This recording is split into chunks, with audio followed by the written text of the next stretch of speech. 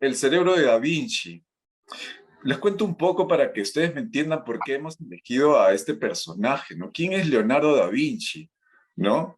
¿Por qué las obras de Leonardo da Vinci todavía fueron, digamos, atractivas, ¿no? Para los historiadores y para el mundo entero, años después de su muerte? ¿Por qué en vida, si bien ya se le valoraba como un genio, o posiblemente como un genio, pero todavía no tenía el valor que hoy muchos de nosotros consideramos, escuchamos el nombre de Leonardo da Vinci y para nosotros ya es una persona increíble, ¿cierto? Pero él en vida, pues tuvo muchas dificultades, ¿ok? Vamos a analizar y hacer una hipótesis del cerebro de Leonardo da Vinci, que es un poco lo que quiero que me entiendan desde el inicio, ¿no? El punto es que es como obviamente no tenemos al cerebro en sí de Leonardo para poder analizarlo, y si aún lo tuviéramos sería muy complejo hacer ciertas afirmaciones. Por ejemplo, ustedes busquen en internet el análisis que hicieron al cerebro de Albert Einstein y las hipótesis que sacan a partir del análisis de moleculares, ¿no? Y celulares del cerebro de Albert Einstein, pero aún así es muy difícil poder eh, afirmar algo con certeza. Aún así, lo que vamos a hacer o atrevernos a hacer el día de hoy es poder hacer una hipótesis a partir del comportamiento histórico que ha tenido Leonardo da Vinci, ¿ok? Y eso lo vamos a relacionar claramente, ¿no? Con la creatividad. Tenemos aquí estudiantes del programa de neurociencia y creatividad, así que esta sesión, este webinar, eh, les va a caer súper bien, ¿sí? Ok, entonces, bueno, les contaba, ¿por qué Leonardo da Vinci? Bien, yo cuando era un niño, tenía 8 o 9 años, me gustaba leer bastante, bueno, desde pequeño. Mi tía tenía una pequeña biblioteca, no era tan pequeña, era un cuarto lleno de libros, y en una de esas había una mini biografía de Leonardo da Vinci. Fue mi primera aproximación a Leonardo a través de sus pinturas, de sus dibujos, de sus bocetos, cómo se interesaba en la arquitectura, también en la filosofía, en la estética, en muchos campos. Y yo decía, pues este tipo, ¿qué pasaba en el cerebro de Leonardo? ¿Por qué se interesaba en las ciencias, en las artes, en las letras, entre otros? Entonces, vamos a hacer un pequeño bosquejo, un breve resumen sobre las obras de Leonardo. Obviamente en esta pantalla no ingresan pues todas las obras de Leonardo, pero vamos a hacer un recordaris para los que les interese el arte y después van a ver cómo lo estamos relacionando con la neurociencia, con el cerebro de Da Vinci. Miren ustedes, damas y caballeros, ¿qué sucede en nuestro cerebro a los 22 años? ¿Ah? ¿Cómo está el desarrollo del cerebro de una persona en promedio, ¿no? A los 22 años, ¿no? ¿Está maduro? ¿Está en proceso de maduración y desarrollo? ¿O ya está maduro? ¿Qué opinan ustedes?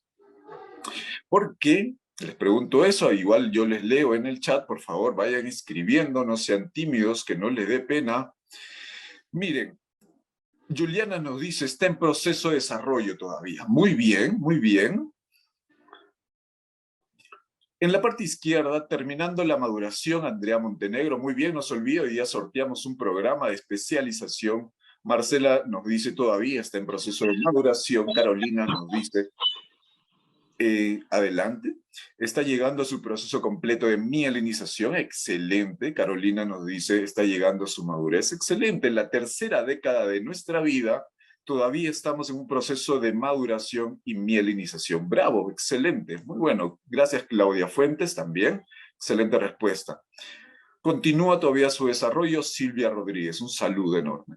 Miren, 22 años, Leonardo da Vinci todavía no tenía una pintura hecha, completa por él. Natalia nos dice, proceso de maduración, las funciones ejecutivas todavía no han madurado, nos dice Ana Reyes, excelente.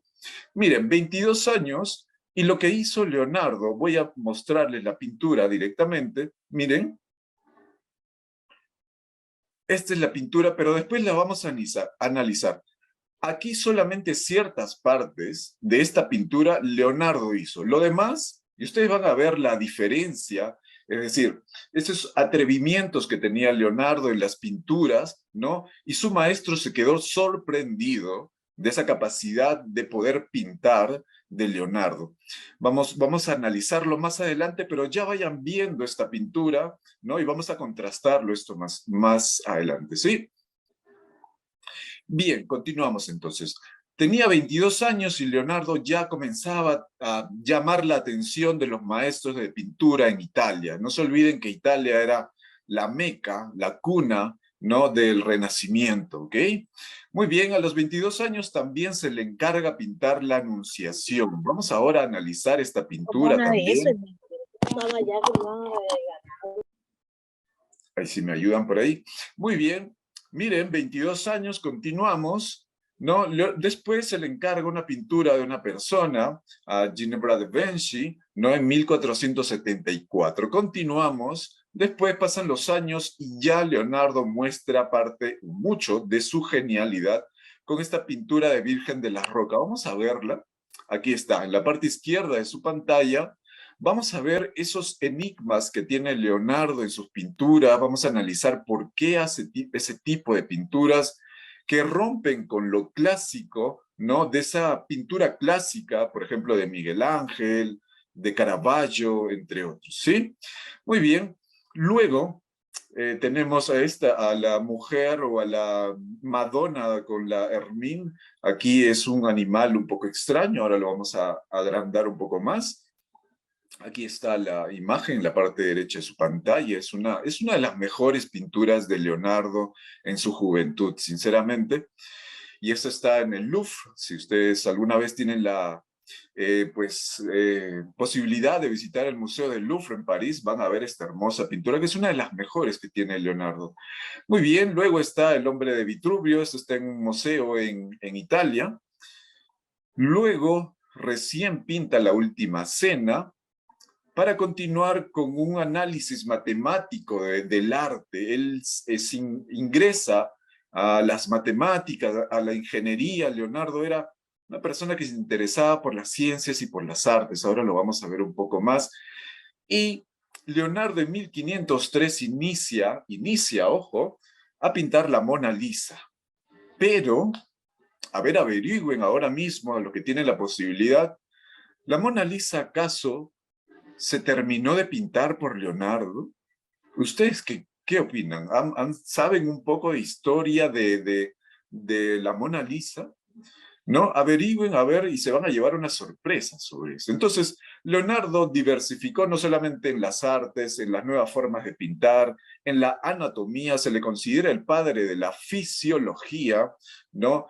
Tiene estudios de biología, de arquitectura, de filosofía y mucho más, que ahora lo vamos a ver, de ingeniería, por ejemplo. Muy bien. Entonces aquí hacemos un análisis un poco más, agrandamos las pinturas de Leonardo. Ahora lo vamos a analizar un poco más, pero vayan viendo los detalles de estas pinturas para que puedan en algún momento contrastar ese cambio que hay cuando llega Leonardo y comienza a exponer estas pinturas al mundo, y esta capacidad para poder retratar los rasgos, por ejemplo, emocionales de una persona. La persona que ven ahí en su pantalla tenía problemas en la gesticulación, es por eso que lo pinta de esa forma y obviamente atrae mucho, ¿no? Cómo Leonardo plasma el rostro de esta persona, ¿no? Esta ya lo hemos visto, pero igual hay bastantes enigmas o no se sabe por qué estos detalles que incluye Leonardo dentro de sus dibujos y pinturas, por qué están ahí, y eso lo vamos a ver ahora, ¿no? Esta es La Última Cena, como les mostraba, ¿no? Aquí ya ingresa la parte de la geometría, del pensamiento complejo, e incluso se adelanta Leonardo, ¿no? A esta análisis del pensamiento complejo, de los sistemas complejos que hoy se habla en física y en matemáticas, ¿no? Y aquí estoy en una foto con la Mona Lisa. Yo ya les decía hace unos días que, bueno, la Mona Lisa está muy desgastada, está muy degradada, y hay pinturas incluso de Leonardo mucho mucho más atractivas que esas. Muy bien, vamos con el primer principio entonces de la creatividad para analizar el cerebro de Leonardo da Vinci. Vean ustedes, uno de los principios que hablamos en nuestros programas de neurociencia y creatividad es que sí, la creatividad necesita, o el cerebro creativo necesita romper con los paradigmas o con lo que ya existe. ¿Está bien? Y esto hay que analizarlo un poco más porque ustedes que están, algunos en el campo educativo, otros en el campo de las empresas, otros incluso dentro de su familia, van a ver que sus hijos, sus estudiantes, quieren hacer algo diferente, ¿cierto? Pero Gabriel, yo me pregunto, ¿qué pasa si dejo a mis estudiantes siempre hacer algo diferente y romper las normas? ¿Qué va a suceder? ¿No? ¿O qué puede suceder? ¿Cuál sería la labor del docente o del líder o del guía o del padre para poder orientar la creatividad si sabemos que la creatividad de por sí quiere romper con paradigmas, quiere innovar, quiere hacer algo totalmente nuevo que rompa con los esquemas? ¿Cómo hacer para no reprimir de alguna forma esa creatividad de nuestros estudiantes, hijos, colaboradores en nuestra organización, en nuestra familia incluso, ¿no?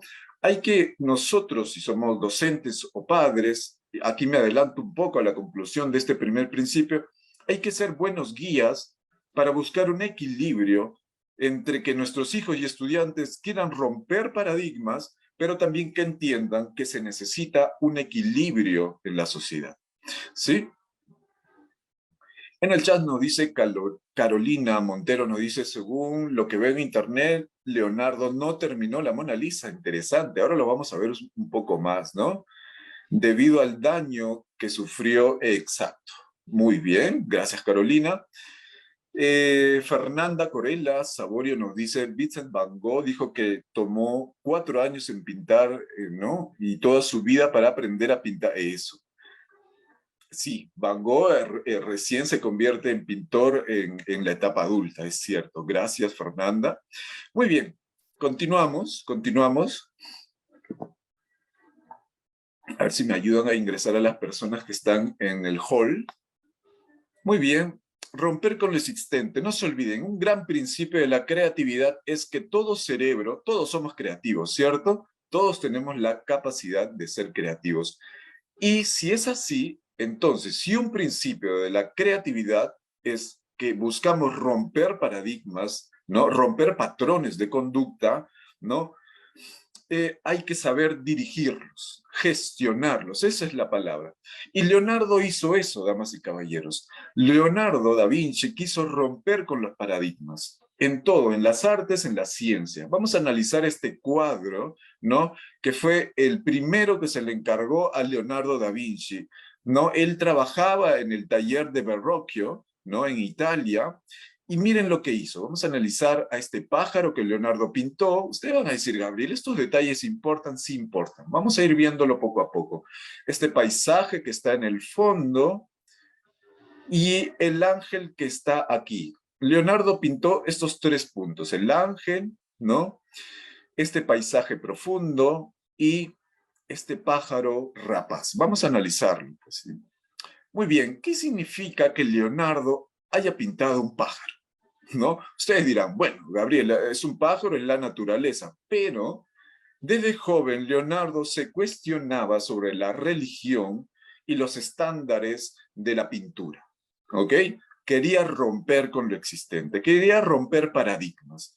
Muy bien, entonces, si bien la paloma que estoy tratando de señalar con el puntero, ¿no? Era el símbolo de la paz, ¿cierto? Leonardo se atreve a pintar un pájaro que obviamente tiene unas garras y eh, un pico que al parecer es un ave cazadora, ¿no?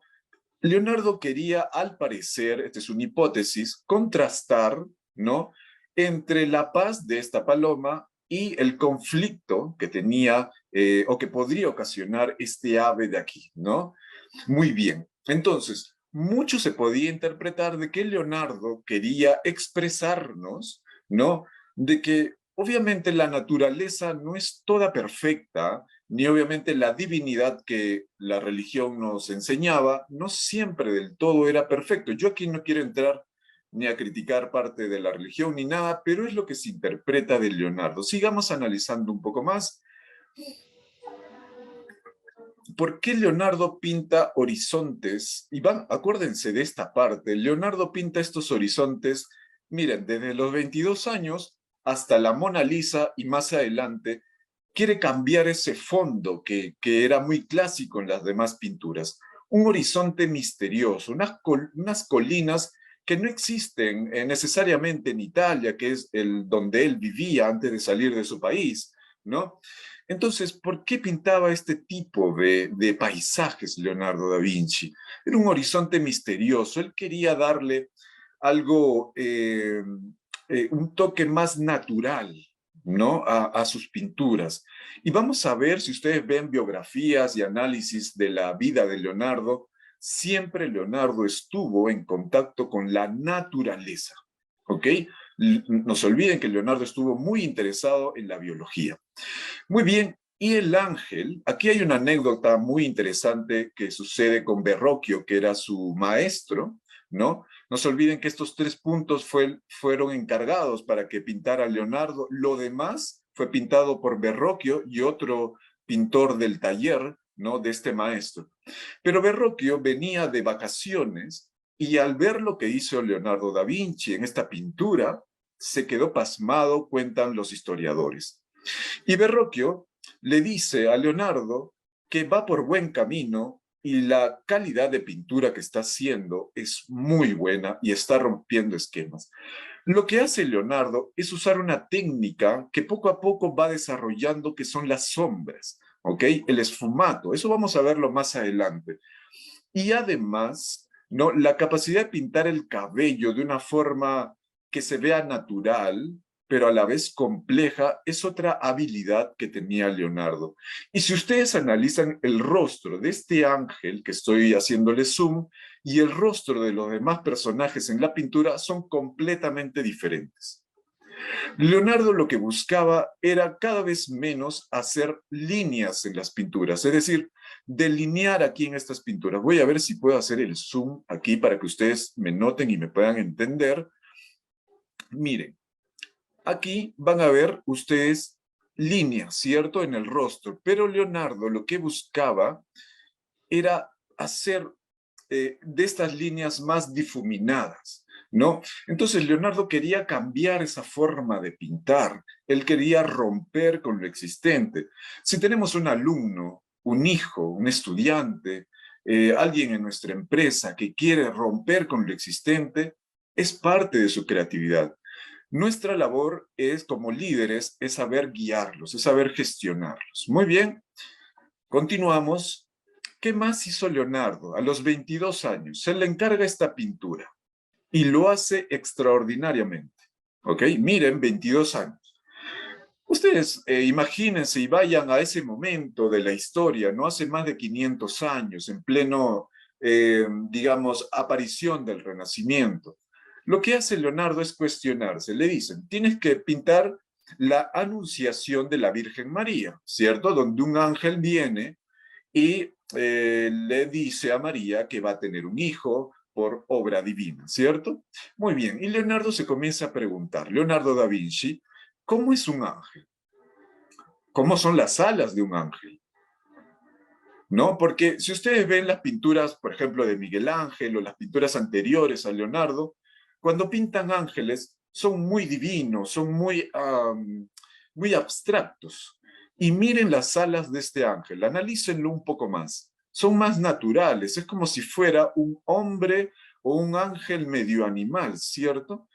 Aquí es algo que Leonardo se cuestionaba mucho sobre estos aspectos. Vamos a analizar, por ejemplo, el rostro de este ángel, la naturaleza que siempre estaba presente en las pinturas de Leonardo, ese fondo misterioso, no se olviden de ese fondo misterioso que ahora les voy a explicar por qué Leonardo pintaba ello. Muy bien, y estas manos, si ustedes ven las obras de Leonardo da Vinci, ven esas manos siempre como que medio retorcidas. Vean, todas las obras de Leonardo tiene algo muy similar, ¿ok? Y también, obviamente, el vientre de la Virgen María, ¿no? Muy bien, primero, Leonardo se cuestionaba, ¿el ángel es un hombre o es una mujer? Hasta ese nivel, Leonardo quería romper, ¿no?, con la estética, porque él precisamente no dibuja o no pinta en el ángel o un hombre o una mujer, sino un ser intermedio. ¿Ok? Eso es lo que analizan los historiadores, ¿no? También él quería siempre representar la naturaleza, siempre estaba cercano él a la naturaleza. De niño, él analizaba la forma de las hojas, digamos, el movimiento del viento con respecto a los objetos que caen. Era una especie de físico, de un analista, biólogo, entre otros. Vamos a ver eso poco a poco. ¿Y qué tiene que ver este paisaje misterioso? Pues según los analistas italianos de las obras de Leonardo da Vinci, indican que estas montañas altas y solitarias representan a Jesús, a Cristo. Según los pasajes bíblicos, las montañas representan a Cristo. Es por eso que Leonardo constantemente en sus pinturas pintaba algo muy similar, montañas rocosas, montañas en puntas que no estaban presentes en Italia, en el país donde él vivía. Muy bien, continuamos y aquí algo que Leonardo siempre nos quería señalar. Siempre había algo simbólico en las pinturas de Leonardo. Siempre quería decirnos algo más, ¿ok? Ahora lo vamos a analizar desde el punto de vista de neurociencias, ¿sí? Esto no es una clase de historia ni de artes, pero vamos a unir todas estas dos disciplinas, por decirlo así, ¿ok? Entonces, Leonardo siempre tenía algo extraño en sus pinturas, siempre algo que llamaba la atención. Busquen la fuente de este análisis de Antonio Natali, un historiador y crítico del arte italiano. Muy bien, aquí está Leonardo y nos quiere decir algo. ¿Qué tiene que ver romper con lo existente y qué sucede en el cerebro de un niño, de un adulto, cuando es creativo y quiere romper con lo existente? ¿Qué opinan ustedes? ¿Quién es más, quién quiere romper más las normas, el niño o el adulto? Andrea Montenegro nos dice en el chat, la simbología del Espíritu Santo en el bautismo de Cristo cuando descendió a él. Muy bien, Andrea, esa es, sí, excelente. Claro, eso representaba la paloma, ¿cierto? Muy bien. Alicia González nos responde la pregunta, ¿quién rompe más los paradigmas, el niño? Carolina Montero nos dice los niños por su espontaneidad. Natalia nos dice el adulto. Muy bien, Caterín Vázquez nos dice el niño. Claudia Fuentes, los niños. ¿Por qué creemos que son los niños? ¿Qué nos dice Leonardo? A ver, Gabriela Burgos dice los adultos. Muy bien. ¿Quiénes rompen más los paradigmas? Yomaris, adelante. Buenas tardes, buenas noches. Yo pienso que los niños. Muy bien. Ok. Vamos a analizar entonces esto un poco más. ¿Qué tiene que ver esta habilidad que Leonardo nos dice en la pantalla? ¿No? Verónica nos dice, en lo personal siento que los niños no es que quieran romper los paradigmas, sino que son más curiosos. Excelente, Verónica. Pero tiene que ver esa capacidad de curiosidad con el ser flexibles y con el querer, es que ellos todavía están aprendiendo las normas. Claro, claro, Verónica, ahí hay un poco de análisis un poco más profundo, excelente. Entonces, pero todo esto tiene que ver con una función del cerebro que se llama flexibilidad cognitiva. ¿Qué es la flexibilidad cognitiva, Gabriel? ¿Quiénes tienen más flexibilidad cognitiva? ¿Los artistas o las personas un poco más rígidas? ¿No? Contabilidad posiblemente, ¿no? Los ingenieros, no, aunque estoy exagerando un poco, pero ¿quiénes tienen más flexibilidad cognitiva? ¿Los niños o los adultos? ¿Qué sucede? ¿Qué nos dice la biología? ¿Por qué Leonardo se pregunta si él tiene o no flexibilidad cognitiva? Pues según los estudios de neurociencia y neuropsicología, indican que la flexibilidad cognitiva está en inglés aquí y en celeste, estoy tratando de señalar con el puntero, inicia obviamente desde el nacimiento, ¿no? Un poco tardío posiblemente, entre los 2, 3 años, y alcanza un pico máximo, ¿no?, de capacidad de flexibilidad cognitiva aproximadamente a los 15 años. Y yo les pregunto, ¿hasta qué edad el cerebro alcanza el máximo de proporción, es decir, de volumen, de tamaño? A los 15 años. ¿Ok? ¿A qué edad aproximadamente la mielinización, es decir, la conectividad neuronal, alcanza el pico máximo? A los 27 años. Después disminuye. ¿Ok? Entonces, esto podría responder por qué nuestro cerebro se vuelve menos flexible cuando somos adultos. Vayan pensando un poco ello. Entonces, la ciencia nos dice que la flexibilidad es una capacidad de cambiar de decisión, ¿cierto? Muy bien. La flexibilidad depende de la capacidad de neuroplasticidad. Entonces, vamos a ver el siguiente gráfico. Ahí está la cita, para los que quieren averiguar un poco más. Miren, si la flexibilidad cognitiva depende de nuestra capacidad de neuroplasticidad, miren, al nacer, nuestro cerebro recién está conectándose. A los 8, 9, 10 años, el cerebro tiene una gran cantidad de conexiones neuronales. Luego, yo ya les contaba, a los 15, entre los 15 y 27 años, el cerebro comienza a desconectarse. ¿Ok? Entonces, Gabriel, el cerebro, cuando llega a la adultez, si pierde neuroplasticidad, no estoy diciendo que lo pierde por completo, ojo, va perdiendo esa capacidad, pero se vuelve más eficiente en la adultez, ojo, no me malentiendan. Entonces, va perdiendo esa neuroplasticidad, ¿no? Y por lo tanto pierde esa capacidad de flexibilidad cognitiva. Así es, damas y caballeros. Eso es lo que nos dice la ciencia. Pero cuando somos adultos también ganamos experiencia, ¿ok? Y ese es el punto a favor de los adultos. Muy bien, vamos a seguir analizando estas. Aquí está la cita para que ustedes lo puedan averiguar un poco más, ¿sí? Carolina nos dice, se vuelve menos flexible porque creamos estructuras. Muy bien, también es cultural, nos dice Carolina Montero, y también tiene que ver un poco con nuestra biología, Carolina. Verónica nos dice, Verónica Castro, conforme vamos creciendo, vamos perdiendo ese sentido inquisitivo que necesitamos recuperar, ese sentido creativo, nos dice Verónica, interesante. Lorena nos dice, estamos explorando el mundo cuando somos niños, excelente. Sigamos con esta explicación, gracias por lo que nos escriben en el chat. Bueno, entonces, el desarrollo cerebral, como les explicaba, tiene unas curvas muy interesantes. Estas curvas llevan a un pico en la adolescencia. Este gráfico es increíble, es muy interesante. Miren, el tamaño del volumen de la materia gris, de la densidad de las neuronas, la materia blanca, las proyecciones mesocorticales, las proyecciones mesolímbicas, los receptores estriatales, los receptores prefrontales, alcanzan en su mayoría un pico ¿en dónde? ¿En qué edad? En la adolescencia, ¿cierto? Sigamos analizando el gráfico B. Sucede algo similar. O por lo menos se estabilizan en la adultez. Gabriel, ¿eso significa que las habilidades del ser humano se detienen en la adultez? No.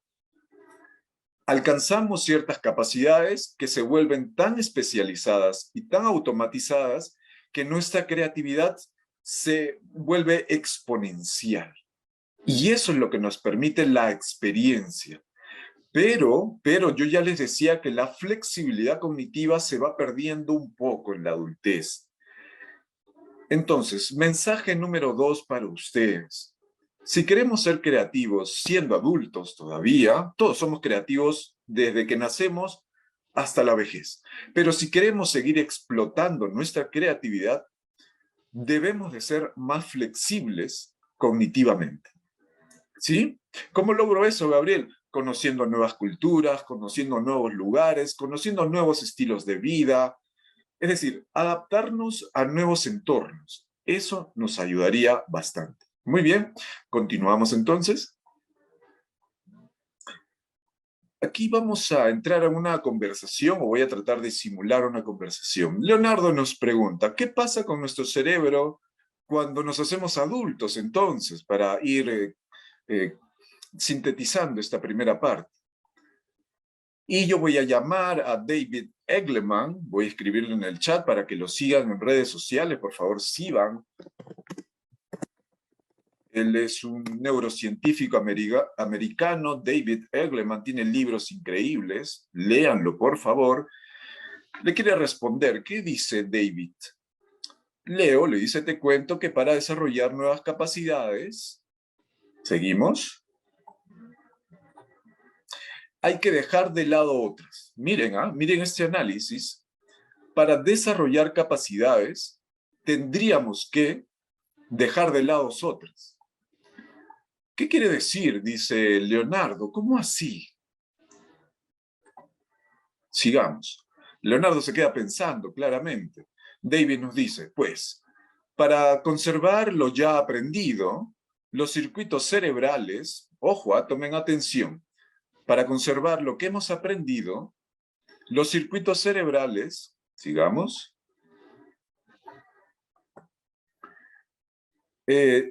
necesitan estar estables. Aquí faltó una parte. Porque si el cerebro fuese completamente flexible, perderíamos lo que ya dominamos. Analicen esto, por favor, un poco más. Aquí está el libro donde David nos explica todos estos detalles.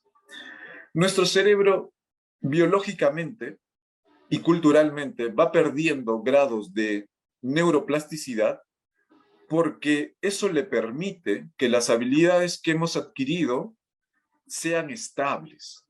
Porque si no, nuestro cerebro estaría pues revoloteando de habilidades y no sabría qué habría aprendido el día de ayer, por ejemplo. Por eso es que nuestra flexibilidad va disminuyendo y nuestra neuroplasticidad disminuye con la edad. ¿Ok? Pero, damas y caballeros, nosotros podemos apelar a nuestra experiencia personal, todo lo que hemos vivido, para poder ser y continuar ser flexibles, porque si no, pues la creatividad no sería posible. ¿Ok? Entonces, todo esto tiene una explicación neurocientífica. La idea de romper paradigmas, por ejemplo, al parecer Leonardo da Vinci tenía un cerebro completamente diferente, ¿no? Al parecer su neuroplasticidad todavía él la tenía en la edad adulta muy, muy activa. Y eso posiblemente, estoy hipotetizando, le daría una capacidad de ser flexible, ¿no? Para entrar en matemáticas, en artes, en ciencias, en filosofía, y todo lo que Leonardo nos dejó en sus obras, ¿no? Y este es el primer punto que estamos analizando del cerebro de Leonardo da Vinci, ¿no? Caroline Leaf también, si puedes, Andrea Montenegro, nos compartes un link, excelente, tiene buenos libros, sí, excelente, es bueno compartir información aquí. Muy bien, entonces, Leonardo, aquí les muestro, a la izquierda está la pintura de Leonardo, al medio hay una pintura que no se sabe de quién es, y la parte derecha es la foto que tomé de la Mona Lisa de Fernando Botero, que cuando yo estuve en Bogotá le tomé la foto, pero algunos dicen que está en Medellín, pero bueno, a menos que se haya trasladado la pintura aquí a Medellín, a ver si me confirman por ahí. Pero yo la tomé en Bogotá, en el Museo de Botero, que está en el barrio de La Candelaria. Pero ¿por qué traigo a La colación donaron, Gabriel. ¿Perdón? Yo soy de Bogotá y la donó Fernando Botero, la donó aquí para la colección que él tiene ahí en el centro de Bogotá, como tú dices, él la donó a Bogotá. Excelente, Lorena. Muy bien, muchísimas gracias. Es bueno confirmar ello, que todavía permanece la exposición allá. Pero analicemos un poco. ¿Por qué traigo estas tres pinturas? Hay muchas más Mona Lisas, si ustedes ven en documentales o en pinturas, hay muchas más. Pero, ¿qué hace especial a la Gioconda o a la Mona Lisa? La Gioconda es el nombre más cercano a lo que Leonardo quiso darle. que es una obra no terminada, como ya nos decía una compañera ahí en el chat. ¿Qué hace especial a la Gioconda que se inició en 1503 pero que nunca se terminó? Los historiadores y críticos del arte indican que es esa capacidad, voy a decir solamente dos, esa capacidad para poder hacer el esfumato, el unir las sombras con las luces, y lo cual lo vuelve atractivo a la pintura de Leonardo. Y número dos, el usar los gestos ambiguos. Si ustedes ven la pintura del medio que está en el Prado, esta es una foto que tomé del Museo del Prado en Madrid, no tiene esas características o intenta por lo menos llegar a las características que Leonardo da Vinci quería, ¿no? Aún así, no tiene esa sonrisa misteriosa posiblemente, ¿no? Esto es muy subjetivo, que la tendría la pintura de la izquierda de Leonardo da Vinci. Y Fernando Botero, con toda su genialidad, también plasmó una sonrisa muy particular, ¿cierto? Y con los rasgos que él siempre quería replicar, ¿no? Muy bien. Pero al parecer cada una de las pinturas tiene algo diferente. Pero Leonardo tenía una técnica que muy pocos han podido replicar, ¿ok? Eso es lo que quiero decir, ¿no? Excelente. Entonces, ¿qué más nos puede decir la Mona Lisa sobre esto? Vamos a dar una explicación, pues ustedes han venido aquí no solamente para saber de Leonardo y sus pinturas, sino qué sucede en el cerebro, supuestamente, hipotéticamente en el cerebro de Leonardo da Vinci. Abramos el cerebro de la Mona Lisa y vamos a ver que hay un área muy interesante, y hasta aquí se detiene el formulario, el sorteo, porque pues aquí voy a dar la respuesta, ¿no? La ínsula. ¿Qué tiene que ver la ínsula con la creatividad y qué tiene que ver con la flexibilidad, ¿cierto? Miren, damas y caballeros, bienvenidos y bienvenidas a todos. La ínsula procesa esta sensación, digamos, de incertidumbre en el cerebro, ¿ok? ¿Qué es la incertidumbre?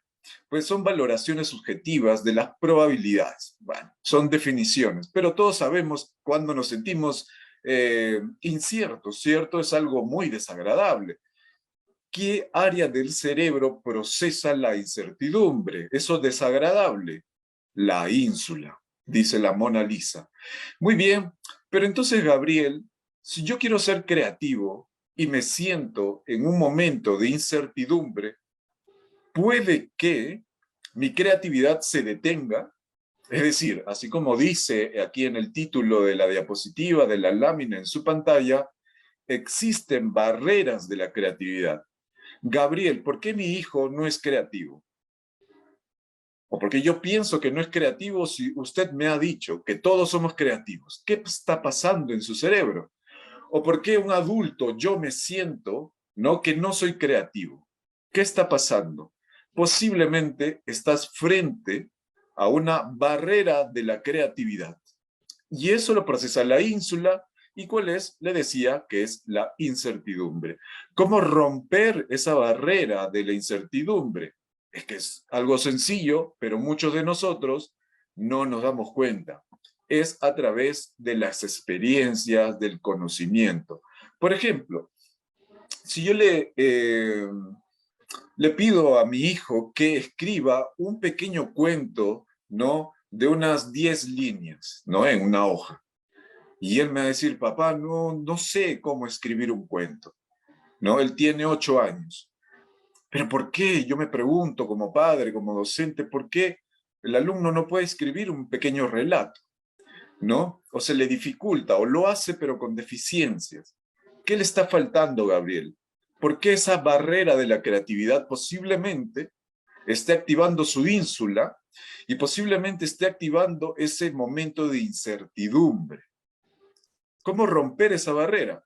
Pues previamente ese niño tuvo que haber o escuchado o leído, o que alguien le haya leído algún cuento, ¿cierto? Que sepa de muchos cuentos, que haya leído muchos cuentos, ¿cierto? Novelas gráficas, cómics, entre otros, para poder ser creativos. ¿Qué quiero decirles? Que si ustedes tienen muchas experiencias o les brindan muchas experiencias a sus estudiantes, hijos o a ustedes mismos, mientras más experiencias tengas, más creatividad vas a tener. ¿Ok? Así funciona la innovación, el emprendimiento, las artes, la ciencia, a través de la inspiración, por ejemplo, de ir a un museo, de ir a un planetario, ¿no? De ir a una feria del libro, de irnos de viaje. ¿Cómo volvernos más creativos entonces? A través de las experiencias y el conocimiento, nos dice la Mona Lisa. Muy bien, continuamos. ¿Y qué pasó con Leonardo entonces? ¿Por qué él era creativo, incluso en la ingeniería? ¿No? Él quiso crear un helicóptero, incluso aves, máquinas voladoras, ¿no? Él analizó desde su infancia, adolescencia y juventud el vuelo de las aves, ¿no? Es que ustedes dirán, el vuelo de las aves, Gabriel, ¿y eso qué tiene que ver con creatividad? Pues era demasiado curioso Leonardo da Vinci. Hay que impulsar la creatividad, damas y caballeros, en todos, en nosotros y en nuestros estudiantes. Y ese análisis que tenía Leonardo da Vinci, miren, llevó a que creara, por lo menos, porque esta máquina no funciona, aunque se han hecho experimentos y algunos terminaron en accidentes, ¿no? Aunque no funcionase, Leonardo ideó una máquina voladora, lo cual inspiró en un futuro a paracaídas, a máquinas que ahora sí son planeadoras y podemos manejarlas, debido a que Leonardo analizó previamente, pero sin éxito, ¿no?, cómo funcionaba la naturaleza. ¿Qué hizo Leonardo? Él no sabía cómo funcionaba la dinámica del viento, pero fue tan curioso que lo entendió y creó esas máquinas posiblemente voladoras. Entonces, Gabriel, si yo quiero que mi hijo sea novelista, no es que yo le obligue a hacerlo, sino que le inspire a hacerlo. Le tengo que dar novelas, cuentos, que él comience a escribir por sí mismo. Si quiero que sea pintor o desarrolle esa habilidad, pues tiene que ensuciarse las manos con la pintura, crear pinturas, ¿cierto? Que vaya a un museo, aprecie las pinturas, entre otros. Bien, si queremos que sea científico, pues claro, tenemos que llevarle a un pequeño laboratorio, enseñarle cómo funciona la ciencia, ¿cierto? Hay que romper esas barreras de la creatividad. Y es muy sencillo, como Gabriel, a través del conocimiento de las experiencias. ¿Ok? Miguel nos dice que tan cierto es que las pantallas no son beneficiosas. Gracias, Miguel. Muy interesante pregunta. Esto, en realidad, tendríamos que analizarlo de acuerdo a la edad, ¿no? Y al contenido. Si el contenido es de calidad, pues muy bien. Y obviamente, saber de las consecuencias del uso exagerado de pantallas. Por ejemplo, miopía, sedentarismo, obesidad, entre otros. Entonces, si equilibramos el uso de pantallas, como usted dice, celulares, televisión, iPad, entre otros, con contenido de calidad, puede ser muy beneficioso. Pero si todo es descontrolado y el contenido no es de calidad, hay que tener cuidado ahí, Miguel. Este tema es mucho más amplio, claro. Juliana nos dice, y finalmente son las experiencias las que permiten el aprendizaje. Gracias, Juliana. Y así se basa el sistema educativo, ¿cierto? A través del andamiaje, a través del aprendizaje significativo, ¿cierto? A través de esquemas previos. Gracias, Juliana, por ese comentario. Andrea Montenegro nos dice, los niños aprenden por la luz, el sonido, la parte sensorial, ¿cierto? Pero las pantallas también lo tienen, aunque lo desconectan de la realidad. Luego tienen, exacto, es muy cierto. Entonces hay que equilibrar, ¿no? En un ambiente mixto, ¿cierto? Como lo hacen otros países, ¿no? Donde obviamente la prioridad es la propia naturaleza y la realidad, ¿no? Muy interesante. Entonces, ¿cómo romper esa primera barrera de la creatividad? A través de las experiencias. Vayan a los museos, todos los museos que puedan. Aquí tengo algunas fotos de algunos museos muy interesantes, el Louvre, el Museo del Prado, el Kunsthalle de Hamburgo, Alemania. Si no tienen todavía la posibilidad de ir, hagan visitas virtuales a los museos con sus hijos, ¿no? El fin de semana pasado hice una visita virtual al Louvre con mi hijo y nos la pasamos increíble. Entonces, no es necesario ir físicamente, también podemos tener experiencias virtuales guiadas, como les decía, y con contenido de calidad, ¿no? Muy bien. Entonces, otra barrera de la creatividad que debemos de vencer, ¿no? Es que siempre hay que tomar riesgos. La creatividad, y especialmente en los adultos, ¿sí? Debemos de nosotros analizar, si queremos ser creativos, los riesgos, ¿ok? Pero ¿cómo así, Gabriel? ¿Ser creativos implica tomar riesgos o romper esa barrera de la incertidumbre? Sí. Se ha demostrado que en equipos, por ejemplo, en Reino Unido se hizo un experimento, los equipos de trabajo que rompían las reglas, miren, ese equipo que se atrevía a romper las reglas eran más creativos que el otro equipo que eran más ajustados y no podían romper las reglas. Y yo les pregunto a ustedes, ¿conocen a un personaje de la historia que ha cambiado el mundo por tomar esos riesgos, ha roto las barreras de la creatividad, ¿no? ¿Qué personaje ustedes conocen que ha cambiado la historia, ¿no? A través de su creatividad, ¿cierto? Jesús nos dice Andrea, excelente, sí. Al costado de Jesús, en su pantalla, ustedes ven a Mozart, por ejemplo, Einstein, gracias Mildred, Nikola Tesla, Claudia Fuentes, muy bien, está en la parte del medio de la pantalla. Jesús, muy bien, Yomaris. Gandhi, gracias, JNT, en la parte izquierda de su pantalla. Muy bien, pero ¿por qué? ¿Porque hicieron lo mismo que antes que nazcan ellos? No, ¿cierto? Hicieron algo diferente. Leonardo da Vinci también hizo algo diferente, pero él tenía problemas, ahora lo vamos a ver desde el punto de vista de la neurodiversidad. ¿Se han preguntado si Leonardo da Vinci tenía TDAH, dislexia? ¿No? ¿Por qué él pensaba diferente? ¿No? Montessori, nos dice Elena, muy bien. Montessori tiene una historia muy increíble, si la han leído, ya pasó por muchas dificultades en su país, ¿no? Para llevar ese modelo, se fue a España para inculcar ese modelo y ahí fue exitoso, ¿no? Muy bien, Catalina nos dice, porque rompieron las barreras, eso, rompieron los paradigmas. Natalia Janet Guardiola nos dice Beethoven, exacto. Como él, a pesar, nos dice Natalia, a pesar de las dificultades, Beethoven, Mozart, entre otros, ¿no?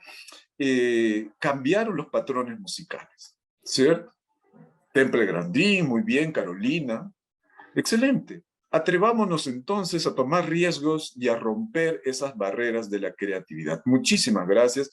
Ahí está la cita, ojo, esto no es algo que yo lo haya inventado, hay investigaciones de 2018 que nos dicen que sí, romper las barreras, pero con un liderazgo, ¿no? Con una guía, es bueno, es bueno.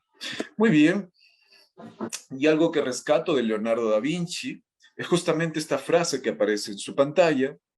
Leonardo siempre quiso hacer eso, unir las artes y la ciencia, y es un poco lo que Cerebro me permite hacer el día de hoy, unir un poco las artes con la neurociencia, ¿no? Yo claramente no me comparo con la genialidad de Leonardo da Vinci, pero ahí está esta capacidad que tenía Leonardo en todas sus obras.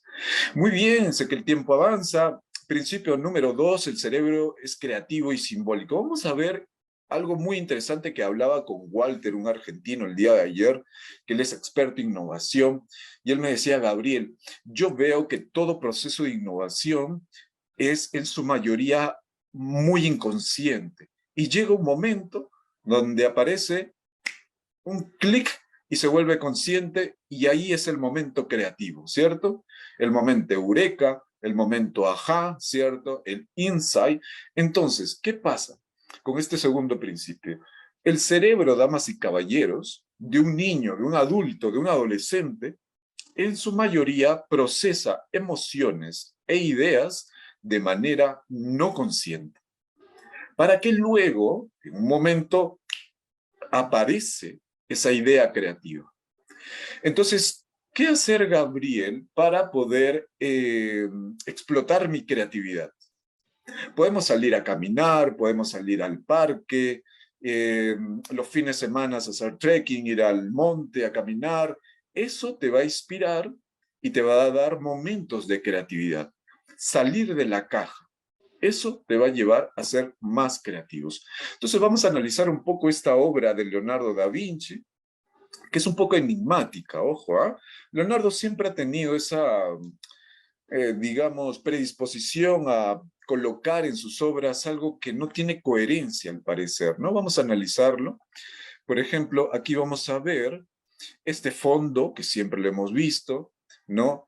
Esta parte de esta planta que es muy poco común en Italia, pero que a pesar de ello, Leonardo lo quiso graficar. Esta profundidad tiene algo muy enigmático porque, como les decía, esto no ocurría en Italia necesariamente.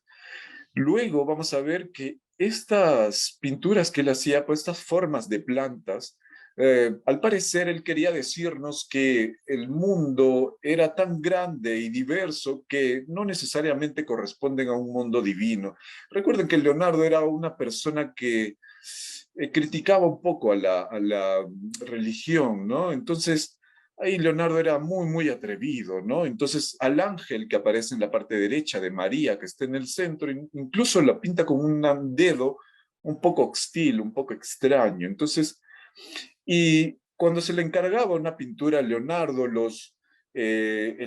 cuando él trabajó, por ejemplo, en el Vaticano, se le criticaba mucho eso, ¿no? Porque pintaba ambientes extraños, ¿no? Muy naturales, y no, por ejemplo, si ven las obras de Michelangelo, de Caravaggio, ven cielos enormes, hermosos, divinos, pero Leonardo quería hacer algo más natural, ¿no? Entonces, quería graficarnos algo diferente. Ahora analicemos estas dos pinturas. ¿Se parecen o no? ¿Qué dicen ustedes?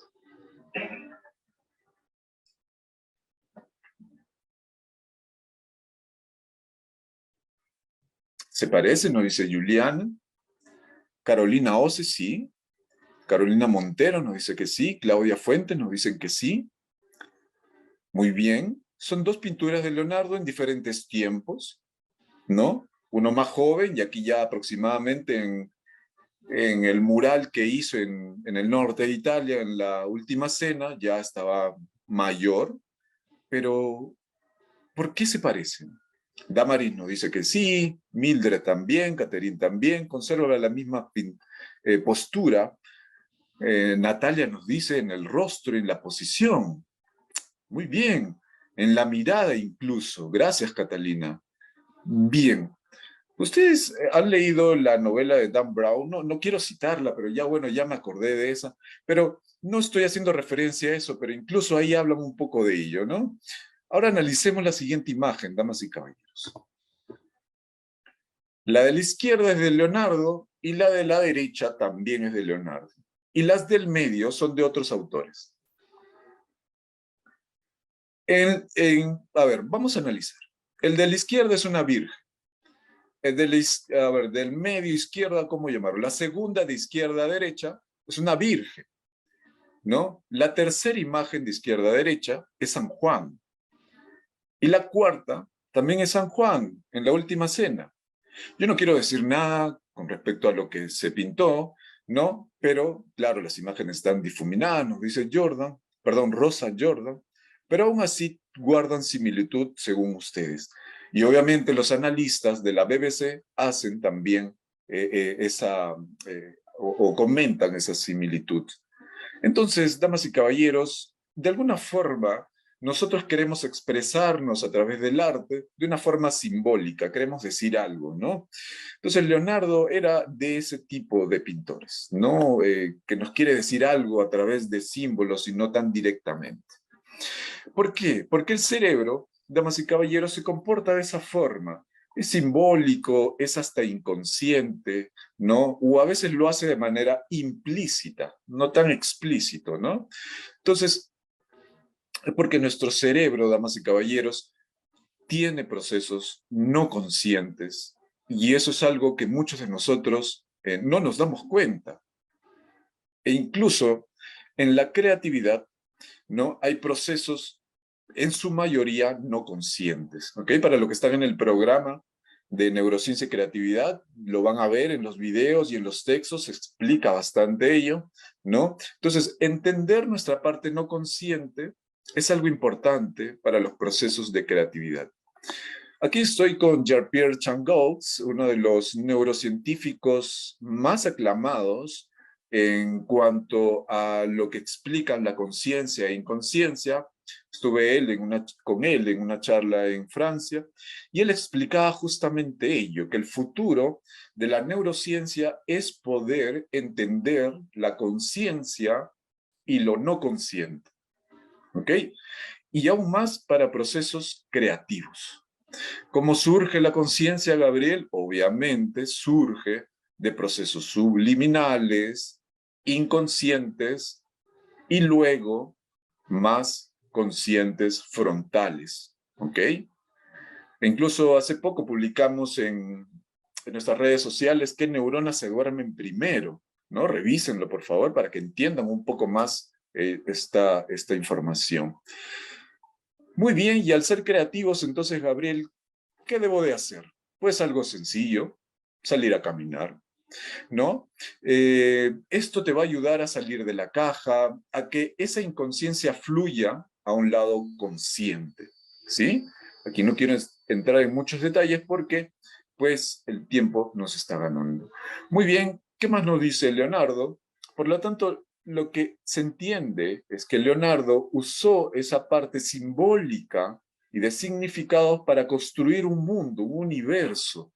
El mundo de Leonardo, si ustedes lo analizan, hay un video de la Universidad Pontificia Bolivariana que hizo una ambientación enorme sobre las obras de Leonardo da Vinci. Búsquelo en YouTube, lo hizo aquí en Medellín, en la sede que aquí tienen en Medellín. Muy, muy interesante, por favor, revísenlo.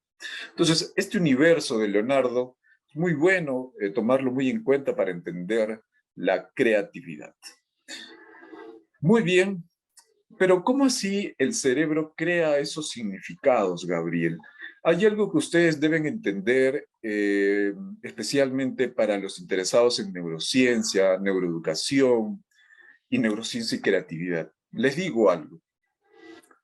Cuando ustedes están angustiados o preocupados, de seguro que su creatividad está bloqueada, ¿cierto? ¿Por qué, Gabriel? Porque nuestro cuerpo se ha separado muchas veces del cerebro. Es decir, a veces queremos obligarnos a ser creativos, pero nuestro cuerpo no está en equilibrio, ¿no? Entonces, a veces les exigimos a nuestros estudiantes en la clase de artes, en la clase de música, en la clase de danza, en la clase de teatro, ¿no? Que sean creativos, que usen su expresión emocional. Pero ¿qué pasa si ellos están bloqueados, están con una barrera de la creatividad? Ellos no están, no hay una fluidez de ese pensamiento no consciente y pensamiento consciente. Y por lo tanto, va a ser muy difícil que ellos logren procesos creativos. ¿Cómo se llama eso? Aquí está en su pantalla. Se llama procesos encarnados. Averigüen eso. Procesos encarnados, ¿sí? Muy bien. Los estudiantes de neurociencia y creatividad lo van a ver y lo van a analizar más con nuestro profesor que está en Italia, Gabriel de Sofía. Él habla sobre los procesos encarnados en el teatro.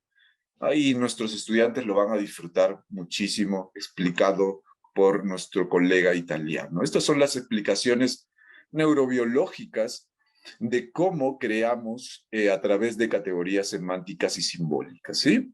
No quiero entrar en detalles, ustedes lo van a tener, ¿no? Y ahora les paso las diapositivas. Muy bien, entonces, el tercer principio, que es más interesante aún, con esto termino, ¿no?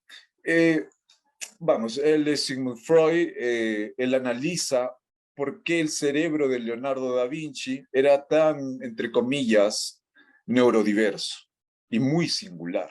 Vamos a ver ahora por qué lo calificaban así. Sigmund Freud se atrevió a calificar a Leonardo da Vinci, tiene una obra sobre el análisis de la vida infantil de Leonardo, ¿no? Y habla de la sexualidad de él, ¿no?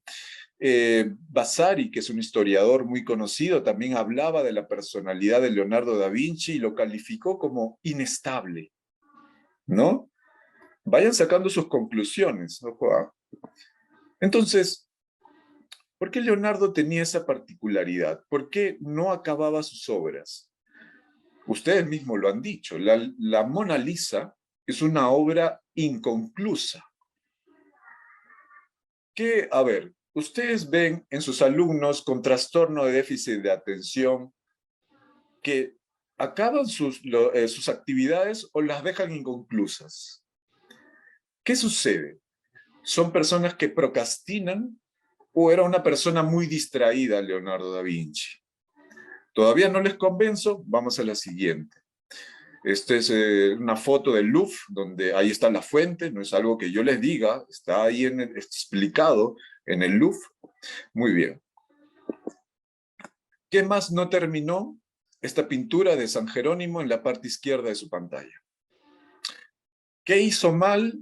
¿No? O algo incorrecto, pintó en un mural la Última Cena, ¿no? De una manera muy desordenada incluso, ¿no? Tanto así que está muy deteriorado, ¿no? Entonces Leonardo, en la parte derecha, vemos los bocetos que él hacía, que se le encargó la pintura de la izquierda, pero él nunca la hizo, Leonardo no la hizo. Se le pagó y todo para que lo haga, pero nunca terminó. Muchas de las obras que él comenzó, no terminó. ¿Ok? Vayan analizando, ojo, ¿ah? ¿Qué más no terminó? Hizo bocetos de anatomía, pero nunca los publicó. ¿Qué más hizo? Hizo bocetos de ingeniería, pero eran inservibles. Hizo avances de matemáticas, pero que, digamos, lo publicó, pero a manera de gráficos, ¿no? Entonces, como que no se entendía la utilidad. Y así se paseó por la filosofía, por la biología, por la arquitectura. ¿Qué pasó? Yo les pregunto a ustedes. Entonces, Leonardo era una persona o muy curiosa o muy dispersa. Procrastinaba mucho. ¿Qué suena ello para los neuropsicólogos que nos acompañan el día de hoy? ¿Qué podríamos hipotetizar? No podríamos diagnosticar para nada, eso no busco. ¿Qué podríamos hipotetizar? Sigamos. Entonces, algunos historiadores dicen que Leonardo normalmente cuando se sentaba a pintar o estaba dentro de un mural, pintaba unos pocos minutos y luego se iba, ¿no? Muy ofuscado, muy amargado, porque no lograba lo que él quería. Analicen, ojo, el comportamiento de Leonardo. Entonces, Leonardo tenía trastorno de déficit de atención e hiperactividad. ¿Se han preguntado eso? Lo que dicen las investigaciones es que sí, las personas que procrastinan, que tienen mucha inquietud, ¿no? Tanto en el cuerpo como en la conciencia, son personas, ¿no? Con TDAH, ¿no? Esos son los rasgos, digamos, ¿no? Entonces es posible, digo que no estoy diagnosticando nada, que Leonardo pudo haber tenido este trastorno. ¿Ok? Aquí hay otra investigación donde habla que, pues, aún así de que sí posiblemente Leonardo tuvo este trastorno, no pudo haber perdido su capacidad de inteligencia, porque se ha encontrado que profesionales adultos que son altamente exitosos tienen trastorno de déficit de atención e hiperactividad. Miren, ¿ah? O sea, a pesar de esta, vamos, condición, ¿no? Esta condición de neurodiversidad, se ha encontrado muchos profesionales exitosos. Posiblemente Leonardo, a pesar de tener esta condición, pudo haber sido todo el genio y la genialidad que nos mostró a pesar de ello. ¿Ok? Analicen todo esto, por favor. ¿Sí? Entonces, ¿qué nos quiere decir esto? ¿Ah? A ver, si yo tengo un niño de 12 años, perdón, un adolescente de 12 años, con TDAH, pero es muy creativo, Gabriel. Lo tengo que medicar, lo tengo que sujetar a las normas, tengo que ponerle barreras de la creatividad para que no sea así y sea de la otra forma. ¿Es lo correcto? Tendríamos que preguntarnos todo ello, ojo, ¿ah? Ojo que las condiciones de neurodiversidad no solamente son biológicas, sino también, ¿no?, de las condiciones de apoyo. ¿Quiénes apoyan a las personas con TDAH? Principalmente los padres, los pediatras, los psiquiatras, en la escuela, los docentes, ¿cierto? Entonces hay que evaluar un poco más las condiciones ambientales. Obviamente se han encontrado muchos relatos donde Leonardo se va de Italia. ¿Por qué? Porque se sentía frustrado de que no confiaban en sus obras. ¿Y cuándo se hace famoso Leonardo? Cuando se va a Francia. Miren, analicen ese contexto. O sea, esto es muy interesante tenerlo en cuenta. Muy bien, continuamos. Entonces, posiblemente Leonardo pudo haber tenido una disfunción ejecutiva, pero no una disfunción creativa. No, para nada. ¿Ok? Él tuvo un derrame cerebral en el hemisferio izquierdo, pero no afectó su lenguaje ni su capacidad creativa. ¿Ok? Posiblemente Leonardo también, debido a que escribía en modo espejo, ¿no?, pudo haber tenido, no digo que lo haya tenido, dislexia. Ahora, ahí están las imágenes, ojo, ¿ah? Y ahí está la traducción en la parte derecha. Bien, ¿qué se ha encontrado, Gabriel? Que TDAH y dislexia tienen cierta comorbilidad, es decir, están anexados. En la parte derecha van a ver que el pensamiento creativo está muy asociado con las personas con TDAH. Miren, analicen bien esto, yo se los dejo a ustedes, ¿no?, para que lo piensen, reflexionen, ¿no? Cómo la neurodiversidad, ¿no?, está muy relacionado con la creatividad y no al revés. A veces pensamos que las personas con autismo, TDAH, por muy desordenados que son, hiperactivos, desatentos, poco sociables, son menos creativos y no es así, ¿ok? Muy bien, muchísimas gracias.